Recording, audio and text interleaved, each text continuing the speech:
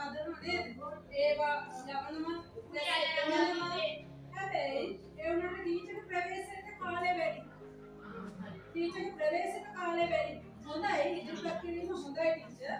ඒ කියන්නේ අපිට තියෙන පොඩි කාලයක් නේ. ඒ ටයිම් එකට අපි අපේ ඇක්ටිවිටි එක හදා ගන්න ඕනේ. හරිද?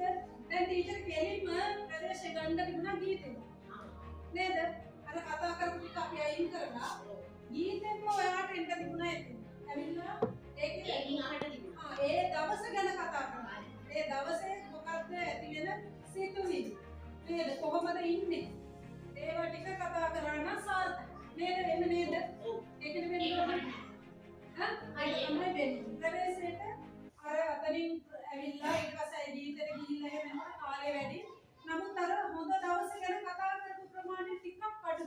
කතා කරා නැති නෑ. තව ටිකක් කතා කරන්න. වැඩිපුරම අපි ළමයාගේ පැත්තට යන්න ඕනේ. අපි සෙල්ලම් කරලා ඉවරයි නේද? நாங்க விளையாடணும். இப்ப நாங்க விளையாடுறத குறைவு. ஆனா பிள்ளைகள் தான் இப்ப விளையாடுறது නේද? ඒ නිසා ළමයි කරන දේවල් ගැන ළමයා එදා සතුටු වෙන්නේ කොහොමද? ඒ ටික පොඩ්ඩක් කතා කරා නම් තව හොඳයි කියලා මගේ අදහස. නරක නෑ හොඳයි. අපි තව අපුඩියක් ගහමු ටීචර් නේද?